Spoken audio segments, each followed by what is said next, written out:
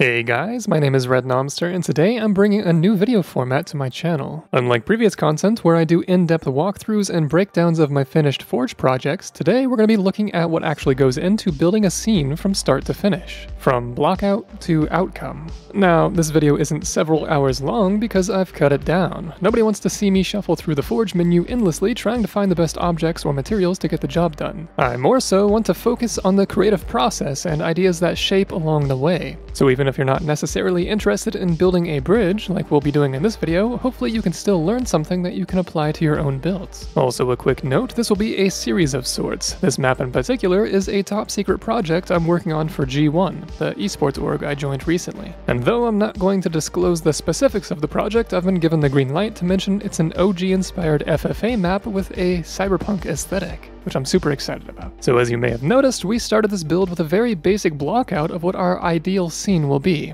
a broken overpass. Now I dumped a few objects into the world that I thought might come in handy, because it's easier to pull them from over here rather than digging through the cumbersome Forge menu. Naturally, I immediately deviated from the blockout in this video by adding entirely different supports to the bridge and adding railings because I can't be stopped. Now keep in mind, I wanted to maintain a cyberpunk theme, so I started with a high-tech interpretation of what a bridge could look like. Not entirely happy with anything I've done thus far, I moved on to the actual platform that's being suspended. In this case, I pulled some inspiration from Halo 3's Savo Highway, which really salvaged this design right away. A greenish color, normal looking pavement, etc. See, a mistake I made early on is that I was picturing some futuristic road, right? Cyberpunk. But Cyberpunk really isn't that much different. It's a normal world with splashes of advancement, not the other way around. Not everything is carbon fiber and metal, they still use concrete and pavement quite frequently. Diesel punk and Cyberpunk are two very different aesthetics if you'd like to Google it for yourself. Moving on, here you can see me changing the color of the bridge supports to white in an attempt to make it less diesel punkish, but you'll see later how I deal with that whole issue even more later on. For the road itself, I'm using several objects that are essentially mirrored and movable in segments rather than just one object scaled from point A to point B. This is of course because part of the bridge is broken. Bending the segment at any given connection point makes it look more realistic and intended, as if that's how the bridge was designed to malfunction in this cyberpunk world. So we've managed to replace the blockout for the most part with a very bland bridge, which means it's time to start adding character. I start by creating actual destruction to the sections of the broken bridge. Generally, a bridge has tons of insides that become exposed, rebar, metal bars, stuff like that. For this bridge, being cyberpunk and all, I imagine that it could be designed in a different way. Perhaps the sections of the bridge are 3D printed, and that the inside of the bridge is just more bridge built in layers. Beneath the bridge is also a playable space in this map, so I wanted to start adding imaginary infrastructure there too in the form of this object. I particularly liked how it has little slots in it, which will come in handy later when adding even more detail. I went back to the wrecked section and spent way too much time trying to achieve the look I wanted, but I think it turned out pretty good. There was something missing though, and finally I realized that my road is green.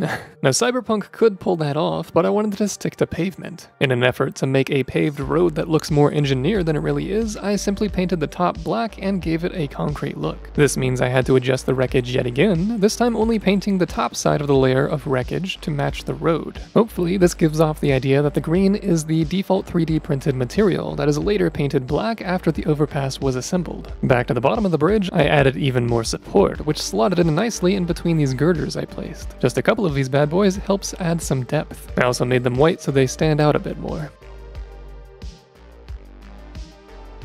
Back to the top side of the bridge, I used decals to paint yellow road lines. And I know I keep saying paint, but what I really mean is meticulously rescale and line up these incredibly stiff two-dimensional objects so they look as if they form to the road. And finally, after hours of staring at these nonsensical diesel punk pillars, I replaced them with concrete pillars. Though I'm happy I tried that other design first, because I actually kept the portion that connects the pillar to the bridge. I likely wouldn't have used that object if I tried concrete first, but I think it adds to the cyberpunk aesthetic. I soon finished up the various patterns I laid in place and added a few details like this holographic indicator that a railing connection is untethered, but that's just a concept and likely to change. That pretty much goes for the rest of the bridge too. In fact, it's not feeling cyberpunk enough to me, so I wanted to add one more thing, at least for now. Now pipes are a huge piece in the cyberpunk puzzle, almost as much as vents are. Admittedly, it was a pain scaling them down to the size I wanted because, for some reason, you can't scale straight pipes down further than this.